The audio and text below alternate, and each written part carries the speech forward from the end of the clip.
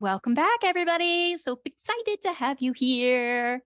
So you have been hearing about us talking through launches and that you can make income kind of in hits when you do live launches. But at some point, you want to have some reliable revenue coming in every month. And we've talked about that a few times so far on this channel.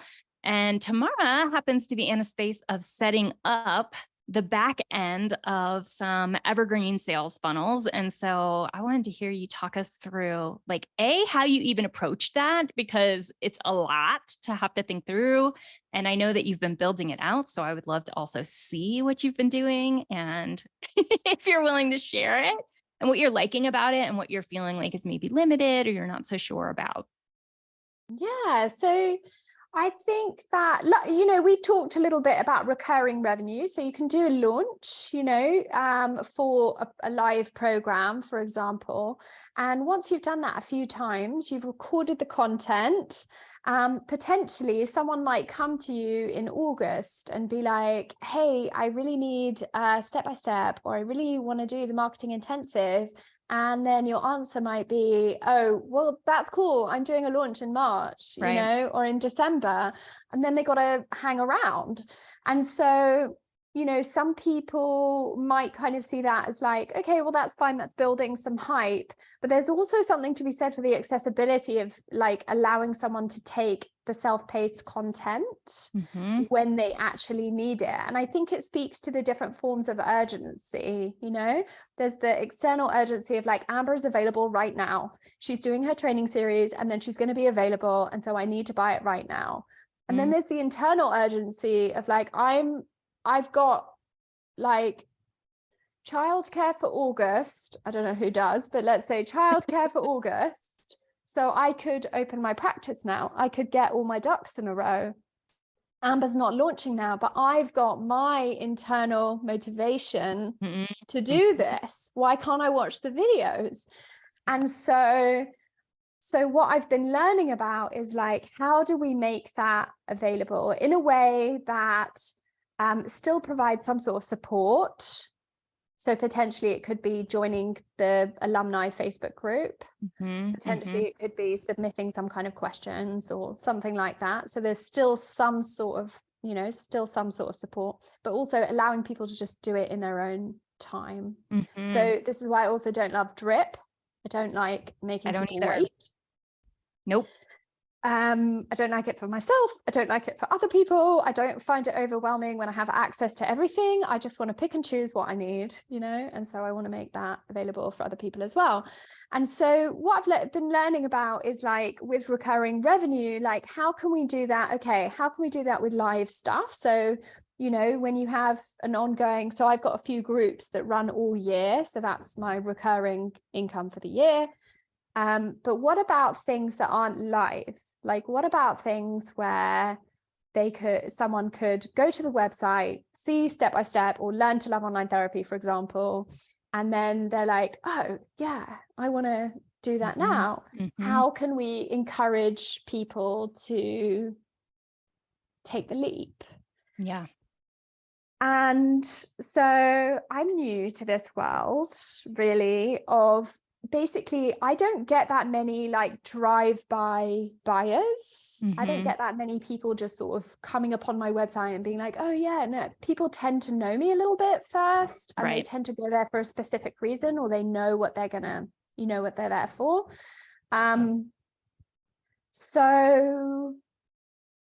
So I'm sort of finding that like, if I run a clinical wills training live, loads of people will buy it. Super successful last time I ran it live. But then self-paced, exactly the same. In fact, more material is included in the self-paced version than the 1 hour workshop that I ran, right? I re-recorded it. It's much better quality, etc., etc. Hello, doggy in the background. That's Bella. Hi, Bella.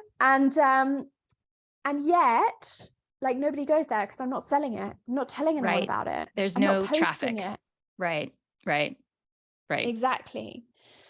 So what I understand is there are lots of different ways of encouraging people to so first of all, traffic, second of all, like telling people about it, explaining what it is, and also using different offers where you have a multi-offer system like I do, like using different offers maybe as bonuses or as encouragement, or maybe using discounts or time limited, like a countdown timer. So I've never really experimented with that before, and so I've just added a countdown timer to one offer. Are you willing to walk us through what your funnel looks like right now? I mean, it exists on my website, so why am I reluctant? I'll tell you what's happening for me. Inside, I'm going, what if it's a terrible idea and I need to take it down next week and I've got it all wrong? And what if I've set it up badly and blah, blah, blah. And so all of that is happening for me. And I just want to say, I think that's really natural for like anytime you create something new. I think that is how I think, you know? Yes. Yes. And what do you need to have sorted before you'll tell people about it? What do you? Right. Yeah. Well, it's that for me anyway, it's that Johari window that we learned about in grad school where there's like other people can see something. And of course, in my mind, it's like something bad about you that you can't see yourself, you know? And so there's a level of vulnerability that you share something and somebody looks at it and they're like, well, that's a stupid way to do it. And then you're like, oh crap, it is a stupid way to do it. How could I not see that? You know, it's very vulnerable. Yes. Yeah. And also, what if I change my mind? Like, what if at some point I go, this is underpriced? What am I doing? Yeah. And I have to tell you that in my first year of online business, I did a like flash sale for Black Friday, and I had like more negative emails sent back to me about being a therapist engaging in that than I had sales. And so I've never put my paperwork on sale ever again since then. Like I've never put it on sale. I've never done a flash sale ever again in 4 years. Why were you getting negative feedback for giving it to them cheaper? I don't understand. So I do understand why there's some like negative perspectives around Black Friday, for example. And I think I do kind of understand the idea of like a flash sale not feeling good for people, where like some people paid more for something last week and then less for something for these special 4 days for no reason. So I think I do kind of I do get it. I also know that that is the way of the world. Like if I go and buy a top and then next week it's on sale, summer sale, and it's less money. Right. I 20 wonder years ago, they might give me the difference, but not anymore, you know? Right. Yeah, definitely not anymore. I wonder, for me, most things come down to messaging. And if, it's a flash sale related to Black Friday, for example, that's just such a man-made reason for a sale. I wonder if there was something,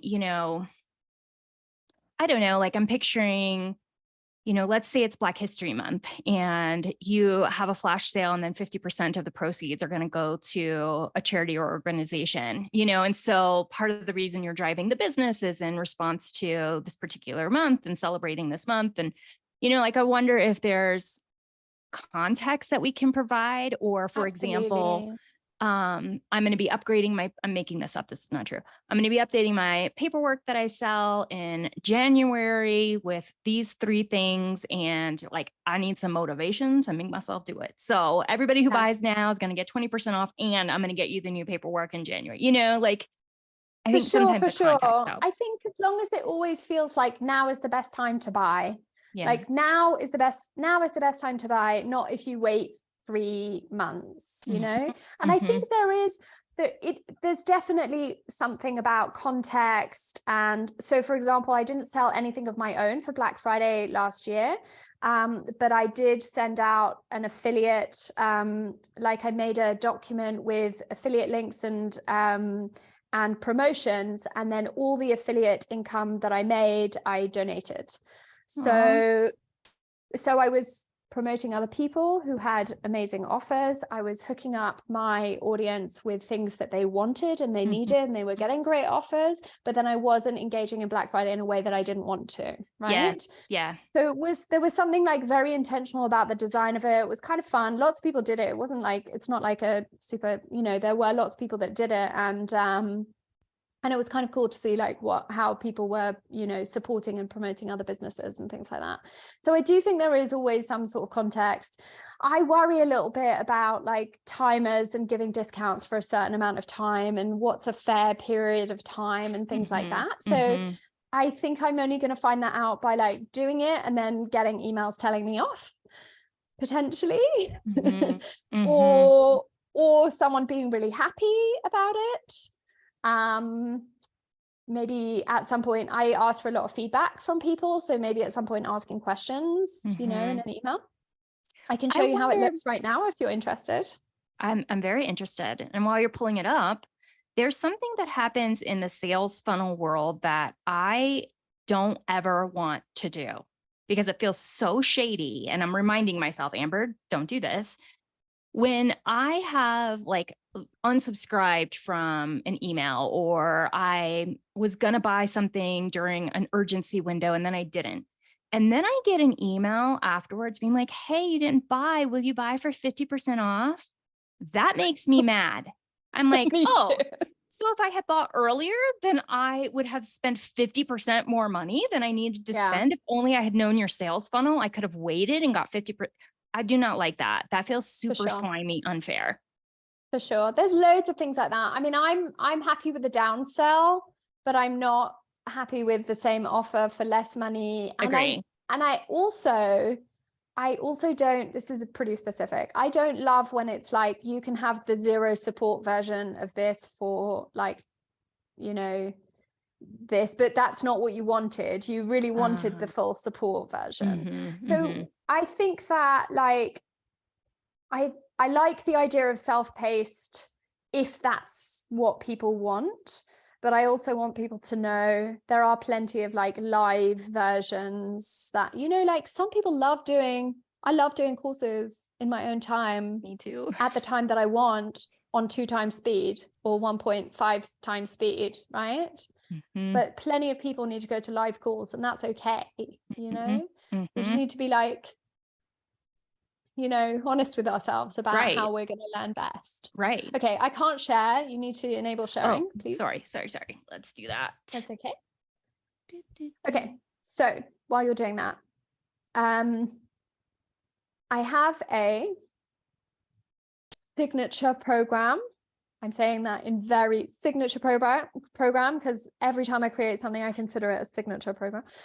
But it's a signature program, a group program called Learn to Love Online Therapy that I started at the beginning of the pandemic to help people who really didn't know how to do online therapy and didn't really like it very much to get confident with transferring their skills from the in-person room to online therapy. And it's really for people who don't feel confident with technology and are really at the beginning of their online therapy journey. So can you see the screen? Okay, so I'm just going to look to the left while I speak because I have it on my left-hand screen. Okay. So this is my new sales page. So pretty. Fashioned from my old sales page. And so now it's called Self-Paced Course and Alumni Community. So the idea is that you get access to the whole course, which is 8 modules with guest experts plus blah, blah, blah, all the things, etc. Right? And the thing that is not in it is the live workshops and also not my paperwork, because at some point I included all of my paperwork. So there's a video here. So they're recorded workshops, just not live workshops. No, they're recorded, scripted video modules. Okay. Yeah. The live workshops were not, they were like, essentially like if you didn't watch the video, I would do a live workshop of it, of that topic.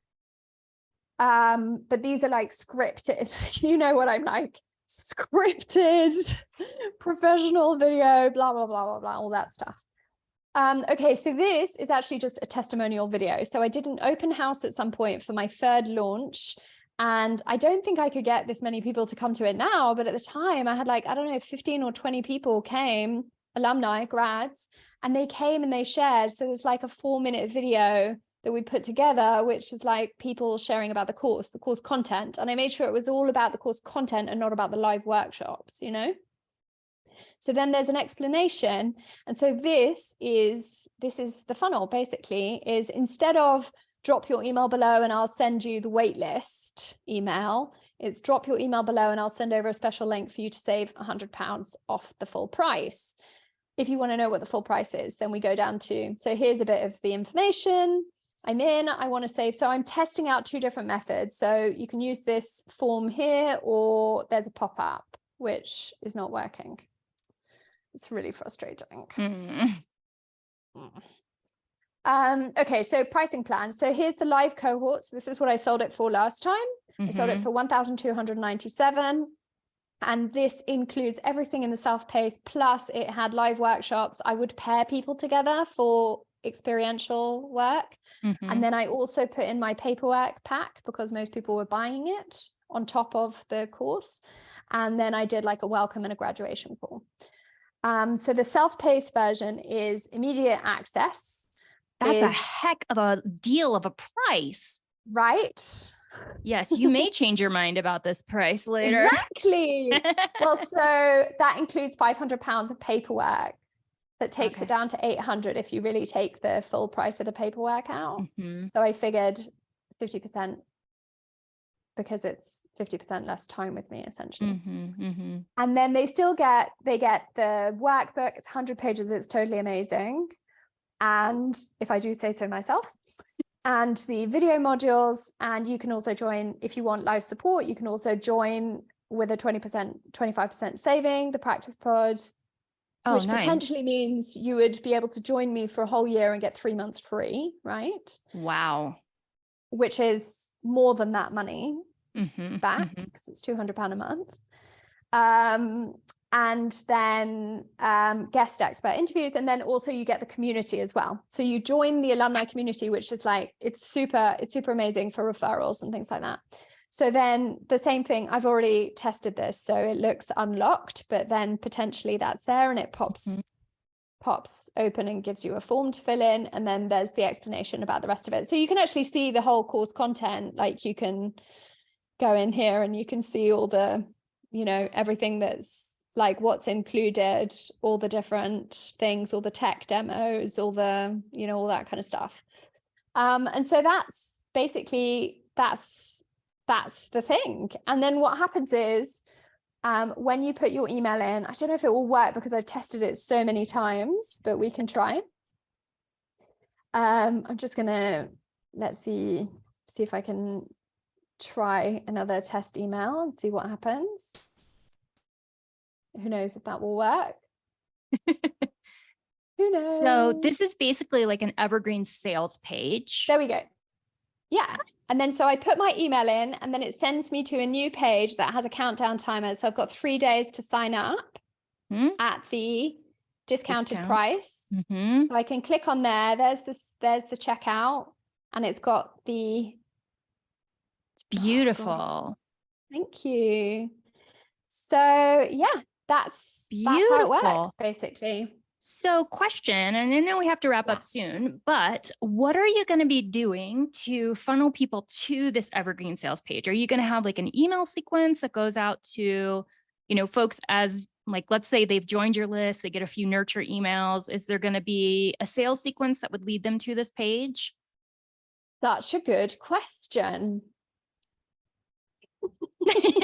You're like, sure. I mean, basically, I tend to work backwards. So I send a monthly newsletter, and I tell people what's new. So like for this month, I'm going to do a clinical wills, get it done week. I'm going to have this new Lottie offer, and I've got a new, like a Biz Hub doc, which is like private practice information, a new like low cost offer where you just put all your information in one document. So I've got 3 new things. So I'm just going to tell people about it. But I also have like 100 and something people on a wait list for the next live cohort, which I just haven't launched because I haven't had time in a year and a half to launch another live cohort. And I just thought the other day, this is so ridiculous. I've got all this content that people keep getting on a wait list for. Yeah. Yeah. What for? Right. So they've already had 6 emails. So if they've stuck around this long, I'm just going to tell them about it. That's so helpful to hear that your process is to work backwards, because I think that that's a wise move. Because sometimes if we're looking forward, at least for me, when I think about evergreen sales and sales funnels, it feels like so many steps to the sale. Whereas if you just build the dang sales page, it's possible somebody's going to stumble across that at some point, or you can send it out in a PS in your emails, or, as you've just talked about, there might be opportunities already in your list to share it. And you're not having to do 40 steps before you can get that sales page in front of people. It just makes it feel much more manageable. And then when and if you have time and inclination, you can get fancy and be like, oh, I have this segment of my list. I could write this kind of 6 email sequence to them. And I love it. I that's really helpful to think about. I think also like this sort of thing, like at this price level for me in my business, this sort of thing, I'm telling people who've already been with me for a while, who've been wanting to be a Lottie, but couldn't afford 1,297, who it wasn't a good time for in 2022, so this, like right now, this is about like telling people and making it accessible to the people who've been wanting it already. Yeah. And audience building and driving people to it is like a question that I can sort of move towards answering once I've tested, because I really want to know whether this is a good offer for people, like whether people like it. And and I want people to also like buy it and then tell me if the self-paced offer, like if that method works for them before I start, doing ads or whatever. Do you know what I mean? Yeah, that totally makes sense. But And working backwards is like, just telling the people who already wanted it about it.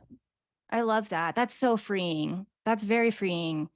And you're getting to test the price point. You're getting to test the messaging with people that you already know really well. So you can tighten that up in whatever way you find you need to before you're spending money on Facebook ads or whatever. Yeah, for sure. I mean, I also feel like that price point, that's like half driven by like, I really want all the people who want it to be able to have it, but also I really want it to be an easy decision. And I know that that's a lot of money, like but it's a third of the money that I was charging before. And so I really want it to feel like, oh, an easy yes. This is the best time to buy it. Yes. It's an easy yes, a really easy yes at that price point, a really, really easy yes at that price point. And guys, we'll sometimes who knows? Yeah. And sometimes you are having to think through, do I want a low price point with lots of people? Do I want a high price point with a few people, or somewhere in the middle, the right place to be? And that's just playing with math. So I'll be interested in an update on how it's going. For sure. Yeah, me too. I'll definitely be like checking my open rates. Yeah. The second half of the year for me is all about sales funnels. So I'm going to be learning from what you're learning. For sure. And they get follow-up emails as well. So they get redirected and they get follow-up emails, and there's a timer in there, and there's a whole thing, and I won't bore you with all the tech behind that, but it did take me like 2.5 days to set up. And I mean, your sales pages are so beautiful. They're just so gorgeous. I just love, they just make me feel calm and ready. Like I just want to click it and be like, okie dokie, let me in. I'm ready to go. Oh, thank you. Because I often think like, oh, I need a whole great big overhaul. A lot of mine is like patched together, but I think it looks beautiful. We'll just see how it goes. I love it. I love my sales pages aren't even working right now. So they're glitching. Something's not right. So we got to get that was fixed. Broken yesterday. It was completely broken. One of my team members, I was like, hey, can you do a Loom and tell me if it works for you and whether you get the discount and everything and the links? And then she was like, is it supposed to look like this? No, it is not. Everything was broken. And I think this is what I mean by I don't get drive-by buyers because nobody notices if my website's broken for a day. They only go there when I send them an email and I tell them, go and look at this, go and look at this. Yes. Nobody's perusing unless well, and they that's need true of all of our websites, unless you have spent a lot of time setting your website up for drive-by business, which is a totally different marketing strategy. For sure.